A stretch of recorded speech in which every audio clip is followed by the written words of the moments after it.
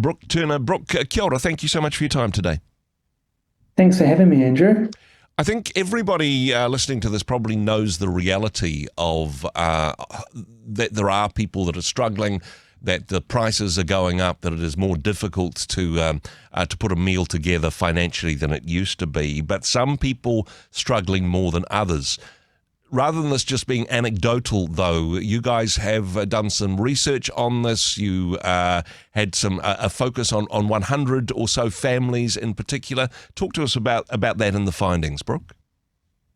Yeah, sure. So, we're often just really interested in understanding the lived experience of what hardship looks like, and we interviewed over 110 families coming to VisionWest for food support.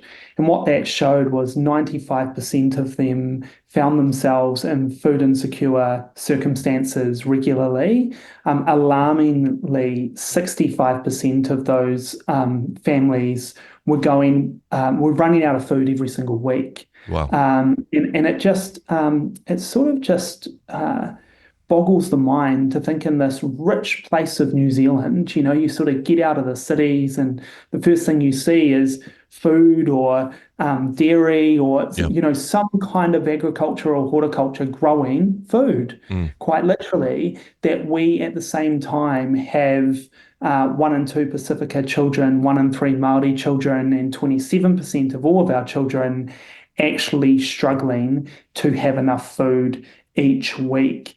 And it's a really sobering thing. One of the biggest things out of the report that I find is big, and we think about maybe in the spiritual sense, there's material poverty and then there's poverty of spirit, Yeah. is what it actually does to the mental health of someone. If you can't feed your kids this week, how do you feel as a parent? Yeah. How do you feel as a mum? And actually, these households that we spoke to, that was almost as stark and as compelling as the fact that the pantry was empty. Yep. And so you wake up and you go, we have to do better as New Zealanders. We have to do better for our neighbours who are going without. And hey, if you don't literally know where your next meal is coming from, it's difficult to focus on anything else. As well as, I suppose, the depth of the problem, is it also getting broader, Brooke? Are more people needing your services this year than the same time last year? Absolutely. Like I can go back to 2017 when I first started at VisionWest, and we'd be lucky to see sort of a handful of pensioners a year who, and usually over the winter months, like Yep. this sort of time of year where they needed some support because power was more expensive. They're driving a bit more because of the weather outside, and so petrol was expensive. But now we're seeing 120 pensioners on average a month getting support from us. Wow. These are people who have worked hard their whole careers, have retired. Maybe they've lost a relationship. So, some of that wealth that they've built up has broken down. They've had to sell the family home, Yep. and so now they're on their own. Or maybe they've lost a loved one and they've gone from dual pension to one pension. But that's quite alarming. And the other alarming thing is that 1 in 5 of those households that now comes to receive support from VisionWest are employed. Wow. They're actually earning income. And when I started 9 years ago, that was not the case. Certainly the problem is large, but so is the response. And I know for some people, they'll go, oh gosh, this is a big problem and it seems to be getting bigger. But I know at VisionWest, you've got some particular strategies that are working, that are making a difference in the lives of so many people in your community.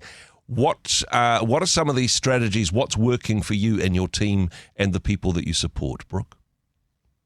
Yeah, well, look, it's quite amazing, actually, the response that we see. We have so many partners that support VisionWest, and we run a social supermarket at VisionWest where whānau can come in and get about 65% of what you'd be able to get at your main supermarket, Yeah. but at a fraction of the cost, at about 10% of the retail value cost of that food.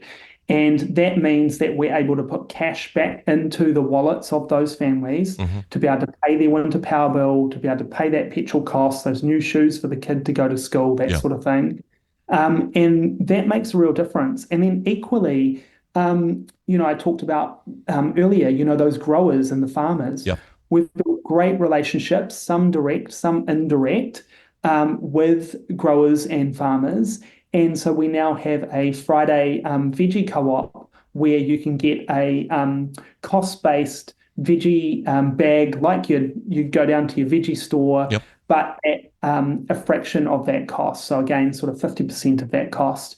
And then we also have our emergency food parcel. So people who just arrive, they have nothing, they don't have time to book into the social supermarket or Yep. come along to the veggie co-op, they can get food from us. But what's quite incredible is our partnership with Glen Ellen Baptist. We run, and I know many churches out there, and many of your listeners will have a community meal that they run. Yep.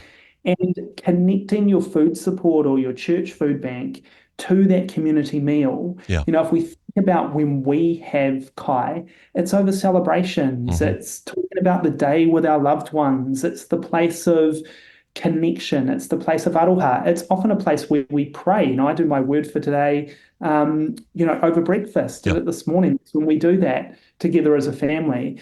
So bringing groups together over a meal, while they might need some food for the pantry, equally important, this is back what I was saying about the mental health, they need connection and they need aroha. And so that's some of the work that we're doing. There is a famine and a scarcity of a connection and relationship. There is a pandemic of loneliness. So it isn't just the food aspect of it, but of course it is the food aspect as well. And I love also what you're doing with the social supermarket and with the veggie co-op, because that also, as well as food, restoring dignity to those individuals and families to say, well, yes, sometimes you just need a handout, but with the social supermarket, there's the dignity of being able to go along, being able to have a choice in that space, being able to select food for their family.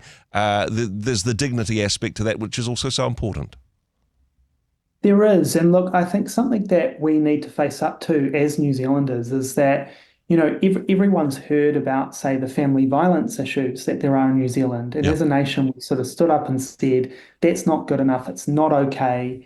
Let's actually fund agencies and support services to support households where there's been generational violence. Yeah. We see that in the area of housing and homelessness. We see it in unemployment. We see it in financial hardship. For some reason, as a nation, we kind of go, hey, look, your food bank in your community, do it yourself. Find the food yourself, put it all together, rely on all your volunteers from your church or your community, and do it on the sweat of an oily rag.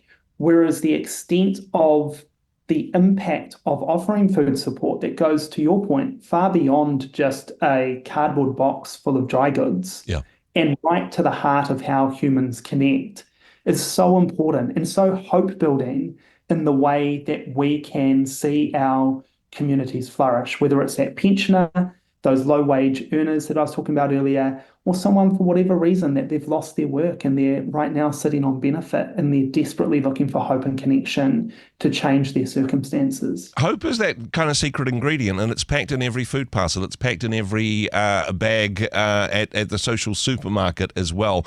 That idea of saying, well, yes, things are tough at the moment, but things can be better. There's people that see you, that care for you, that recognize your problem and want to come alongside you.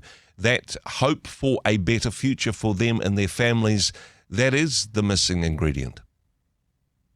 Absolutely. And look, we've seen it where we have been able to have some food vouchers for some households who have been heavily in debt, and some of our partners have given us those vouchers to mainstream supermarkets, and just by putting them on a voucher system for a period of time, seeing that they've been able to reduce their bad debt by $15,000 per household, and actually be able to just be at that tipping point to go above the poverty line again, where what they're getting in each week is paying all the bills that are going out, and there's a little bit on top just for those emergencies or those special moments. So it's amazing how a little bit of support can make such a huge difference. And that support, as we're talking about, always has to be garnished and marinated in hope. Because to your point, no point in me saying, hey, Andrew, here's a bunch of food, get on with your life. when you're sitting there going, man, I feel really miserable. I feel terrible. Great that I've got food today, but where's it coming from next week? And who really cares about me?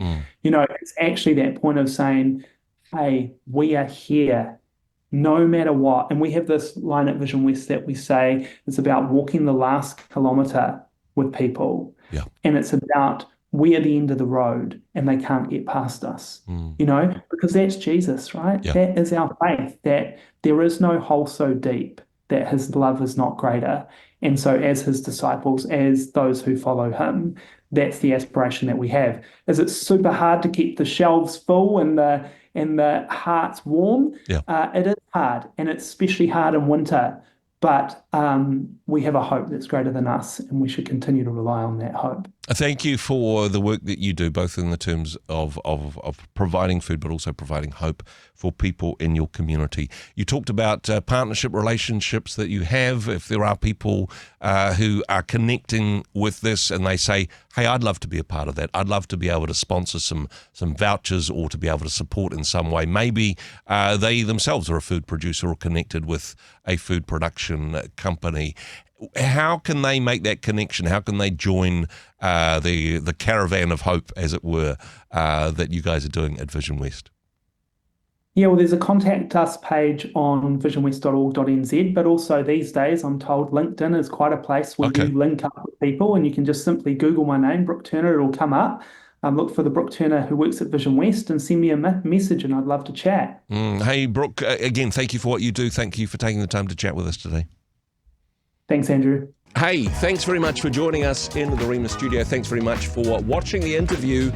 It's kind of nice to have an audience, actually. And if you did like what you watched, then do give us a like, do give us the thumbs up. And if you'd like to see more interviews like that one, or perhaps even better, subscribe and those interviews will come straight to you. Don't forget to turn on your notifications, and we'll see you in the next one. Cheers.